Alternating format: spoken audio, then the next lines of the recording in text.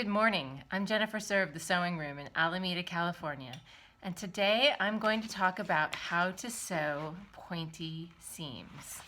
As you can see from this pattern, this 1930s pattern, the skirt has a flounce that comes to a point. It also has a neckline that comes to a point and a sleeve insert that comes to a point. These seams can often be really intimidating, but there's an easy way to do it if you're patient. So today I'm going to show you how I put those together. And if you want to see my finished dress, you can go to Vintage Adventurous over on my other Instagram channel and check it out. So to start, I have my skirt piece. We'll just call this the skirt piece. It's just an example, and I've top stitched it in white so you can see it better. And if I move it up close, you can see how, well, it's not top stitching, it's actually stay stitching. But you can see how the stitches get really tiny as we get close to that point. And that's super important. So when you do your stay stitching, you're going to stay stitch your seam allowance. You're going to get really tiny stitches on the way to the point before you pivot. Really tiny stitches up here, and then you can go back to your normal stitch length of 2.5. Then I have the insert piece, which I've also stay stitched. But you can see this, I go all the way off the edge of the fabric, but I do the same technique where I have bigger stitch length over here going into a smaller stitch length as we come to the V point. Okay, so we're going to take our piece that we're inserting into that has the V shape, and I'm going to make a little clip right down, here you can see, right down to that point. And this is why we do the little tiny stitches, is because we actually have to cut into the fabric, and the smaller the stitches, the more stable the fabric will be at that point. And I want to get right up to those stitches so you can see how closely I made that cut. There's maybe 1 millimeter or 2 at the end. Okay. Then what we're going to do is start with right sides together, and so right sides together, and this leg where it bends, I'm going to start by pinning that point. Where that point is, right on that line, right at the intersection where those two stitch lines come together. I'll do a little pin here, and then I'm going to continue pinning. I'm doing vertical pins along the seam. I want to make sure that I catch both sides.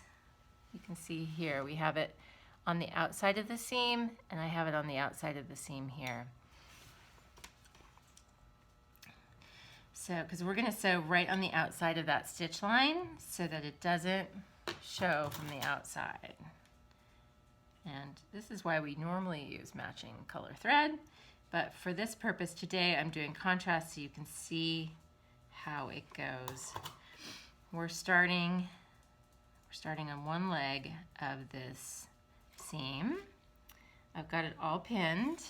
You can see the pinned along the stitch line, and I'm pinning in a way so that I can take the pins out as I go. I'm going to go ahead and stitch it in white. Here, let's see if you can see this a little bit better. And I'm starting, I line it up, I can take that first pin out, and I'll start. I'm just getting it slightly to the left of the original stitch line. And as I come to the pin, I'll put my needle down and take my pin out. I continue stitching, and as I get close to that V point, I'm going to turn my stitch length down so the stitches are really small. I'm also going to swing this excess out of the way, and my stitches are really small. I take the pin out as I go, and I am aiming everything for that point. So I really want my stitch to end up right on that point. When I get to that point, I'm putting my needle down. I might have to actually move it just a smidge so I can get on the left side of the stitch. I'll take that pin out, and then while my presser foot is up and the needle's down, then I can swing all the top fabric out of the way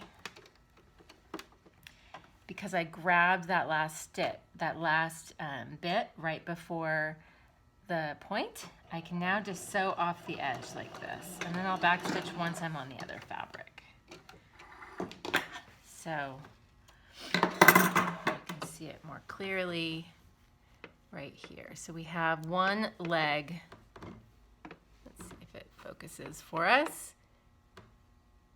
Here. One leg of the point finished. And I could have basted it beforehand, as you see, because it's not totally even on the back, but I'm okay with that for the moment. I could go back and re-stitch that, which I might. I might actually start at my V point on the back side and then end up taking out those stitches, because even that 1/16 of an inch might make a difference in the end.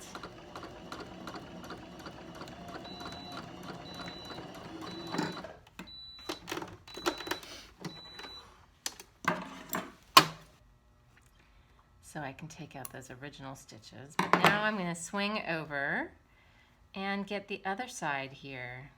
So I'm going to line up the other side of the V point, the other seam allowance, trim off my extra threads. And my point here, I'm going to try to grab that first original stitch point after, when I'm going down the other side of this V shape.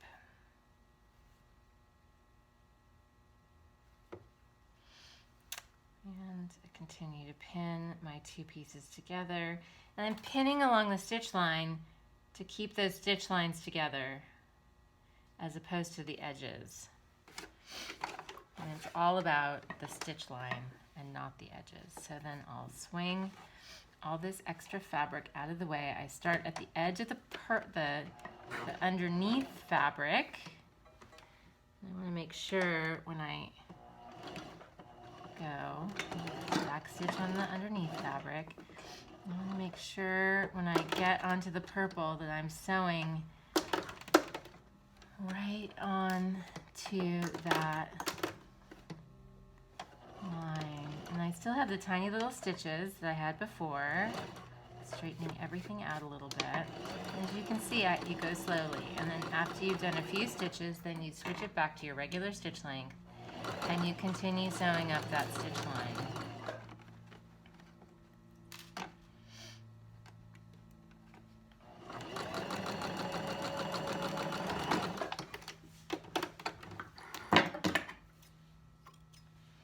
Clipping all these lovely loose threads, seeing if there are any threads on. So I'm going to pin these two stitch lines together just like I did with the back. I do have to make sure that I'm getting both stitch lines on the inside edge so that we don't see those stitches. So as you can see, it's a little bit tedious, takes a little bit of time, but it's so worth it when we get it. Alternatively, instead of having the pins there, you could hand baste it together, which gives you even more control with this shape, but it takes a little bit longer to do all that hand basting. So for those of you who want to do it fast, you can pin baste just like I'm doing. And it turns out pretty good. Of course, if you're sewing professionally, you'll want to do it with the basting, the hand basting. It will look much better in the end. And as I'm getting to the end of this edge, I'm having a hard time grabbing, making sure that my pins are landing in the best place, so I do have to take a little bit of care. Okay, so with all of the fabric to the left, I'm going to start at the edge, and if you can see, I'm starting at this edge here.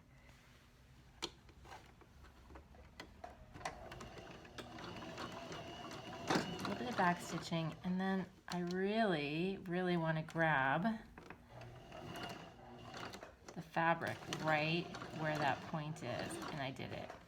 Now I can start taking my pins out, and I can increase my stitch length.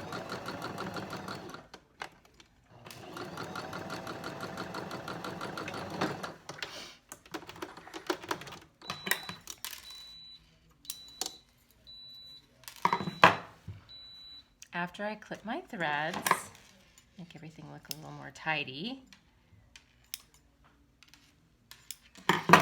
you can see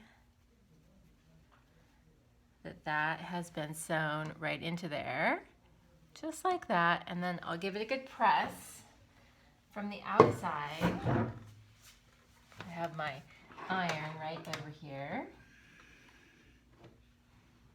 And I'm stitching the seam allowance to the piece that I inserted into because it's going to lay more flatly that way. And it really depends on your garment and how you're finishing it on the inside. But you can see here, it's all inserted in there. And we can see some of the white thread, so I could have done a bit better on that, but otherwise I'm pretty happy with this. And for a fast, quick try and no basting by hand, I think it came out okay. So anyways, have a great day. Bye.